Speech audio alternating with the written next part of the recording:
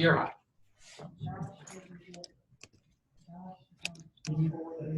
All right, y'all. So today's Tech Day will be about cryptocurrency. I know at least one of the students have wanted to have that discussion. So cryptocurrency is basically digital money. How it works is you have let's see.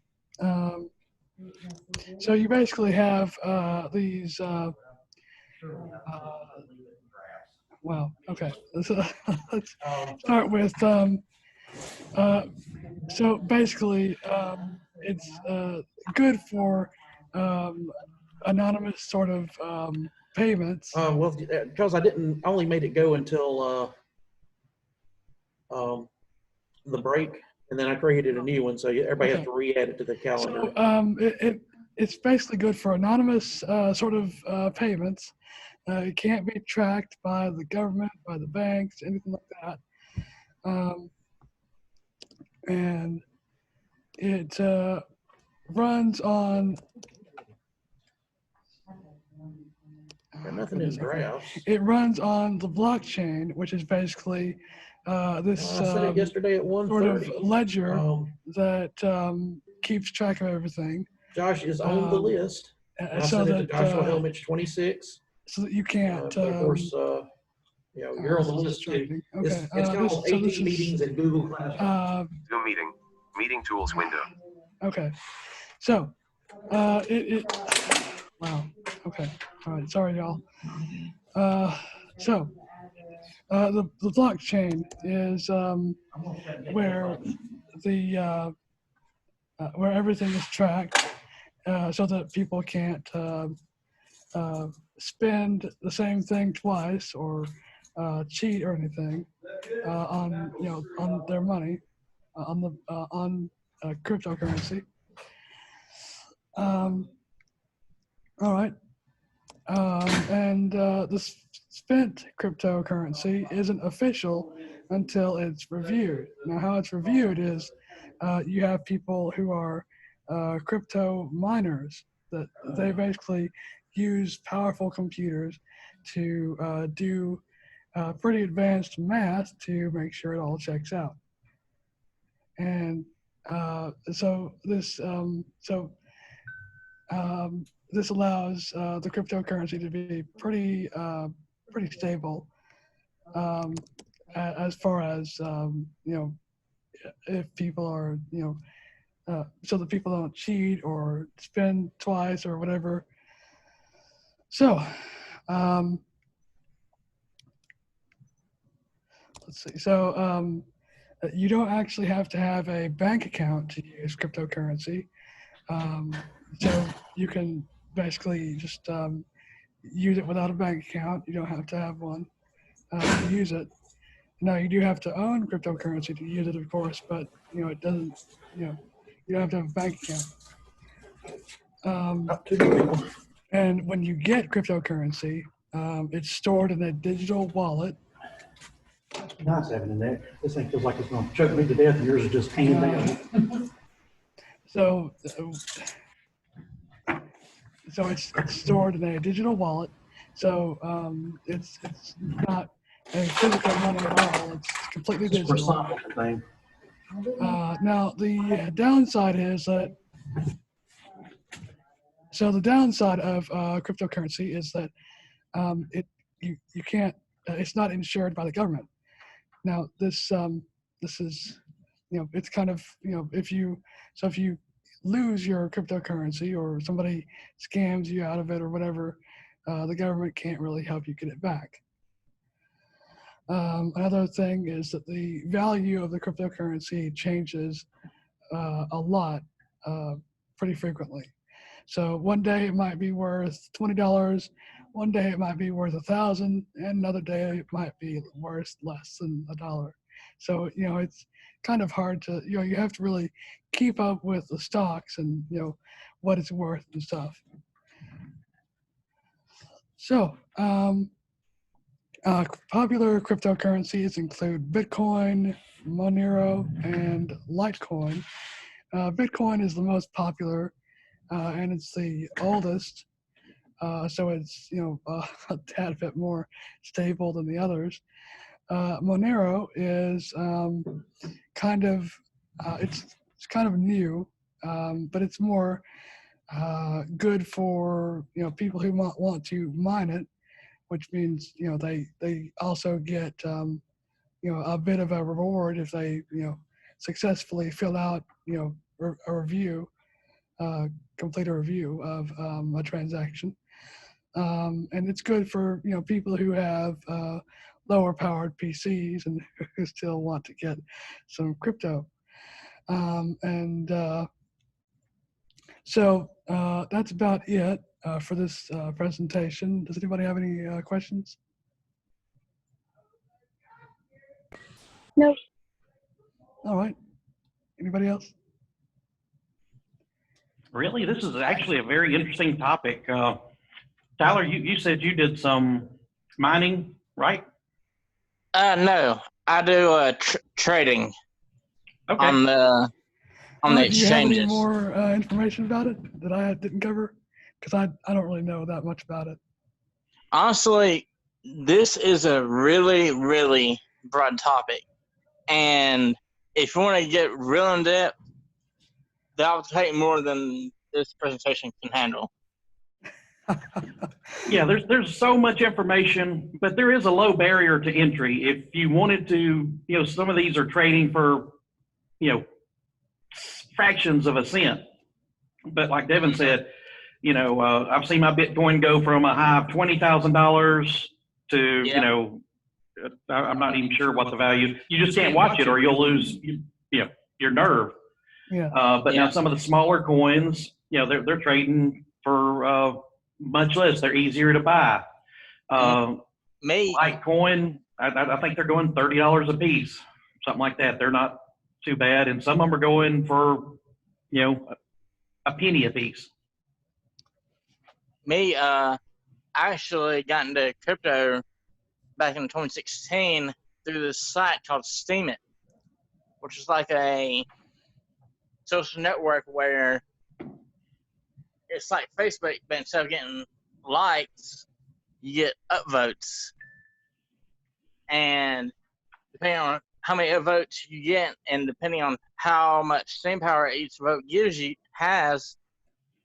you get amount of steam that you can use to either keep or trade for other stuff. So that was how I got into crypto without having to spend a penny. Yeah, and there are some programs like the Brave browser that deal with some form of crypto. I don't remember which one it is, but yeah, there are some ways to get it, without really needing to spend that much. So yeah. Right, you don't have to spend. I think Brave though got bought out by a Chinese company, so and a lot of the stuff is overseas. So yeah. If personally, the only ones that have like my debit card or anything are like Coinbase.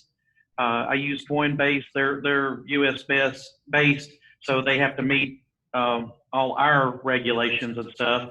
But you can buy Litecoin, Ethereum, Bitcoin through them. And let me see. I'm trying to. What was the other one you mentioned? I'm pretty sure they do it too. Monero, I think so. But there's ways to earn it. And if you've got here comes Chris at the end of our presentation. But it's a fascinating. I like going to blockchain.com, and if you look, you can see live transactions of Bitcoin. And somebody just moved $25,000 here. It's totally anonymous. It is, but it's just real. There went $100,000. I mean, money just flowing back and forth between people. And if you've got a wallet, you can put your wallet in there and see your transactions. But blockchain.com shows you all the Bitcoin transactions live.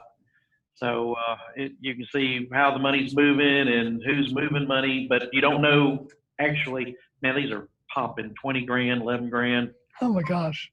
Yeah, and also there's one thing that Devin, you did not mention. All cryptocurrencies like cryptocurrencies, they're not unlimited. Like there's a certain amount of Bitcoin, certain amount of Oh, like, yeah. And we're gonna hit the wall on Bitcoin here soon if we hadn't already. yeah, I think like up to like I think it was like 18 billion. And there's like 21 billion that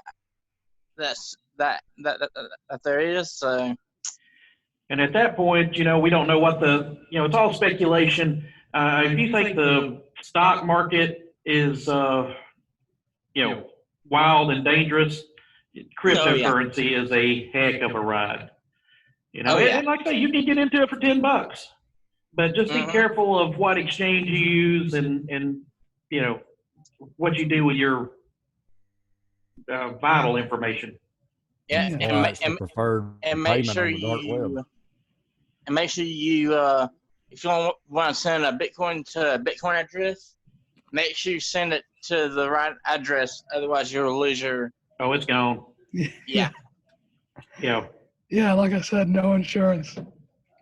Mm-hmm. But it's like Tyler said, it is so deep, and these coins like Ethereum has got like contracts. They're not just for you. There's the music industry is fixing to switch to something like this, so they can get more money to the artist and the label not putting hurt on them so bad. Oh, that's good. Yeah, it's amazing how things have changed. A lot of banks don't like cryptocurrency, but they love the blockchain. And the blockchain is just a record of the transactions that's immutable, not changeable, anonymous, and it's got other uses besides just straight cryptocurrency purchases and what have you. Yeah. Remittance has been really changed with this. My family is in the Philippines, and Western Union is outrageous, but I can send some Bitcoin over there and flip that into Philippine pesos. It doesn't cost me anything. Wow. Pretty cool. Well, That does Western sound Union's cool. becoming a joke here lately. Do what? I said Western Union is becoming a joke here lately. Their prices to do this and that is just outrageous. Absolutely. It's just hard to stomach. Oh, wow, there's Miss Mary again.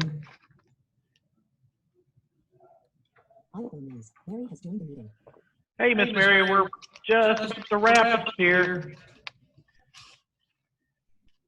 But I've got it recorded, so I'll have a video of everything we talked about, and I'll get it up quicker today. All right then. Oh, and one thing I do want to say before we close that I've never failed a student, but Josh Helmich, if you call me at 2 a.m. in the morning one more time, boy, bam, fail hammer. I don't know what was up with that. You're muted at the moment. I picked up my phone. It's like, what on earth? I am not talking to you at 2 a.m., Josh.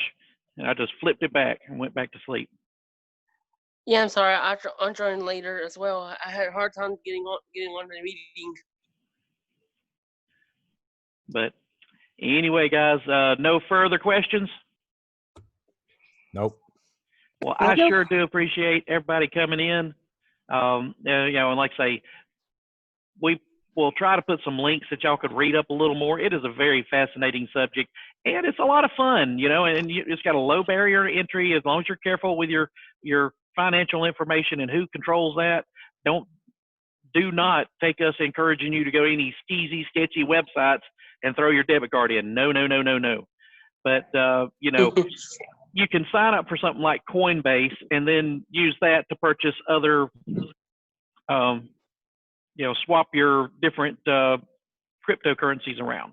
But anyway, I really appreciate Devin putting this together for us and everybody showing up this early in the morning. If y'all got any questions, anything I can do for y'all let me know, okay? Yes, sir. Yes, sir. All right, Yes, have sir. a good one. Bye-bye. Yeah, have a blessed day as well, sir. Sorry for being late for the meeting. That's okay, Mary.